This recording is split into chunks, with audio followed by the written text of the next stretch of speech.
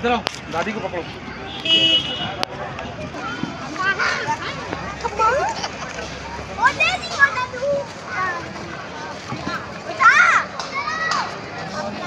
Ano yan, silutoy ka na.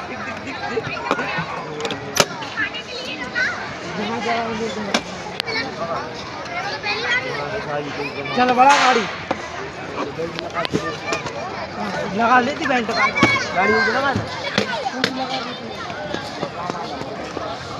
क्यों भी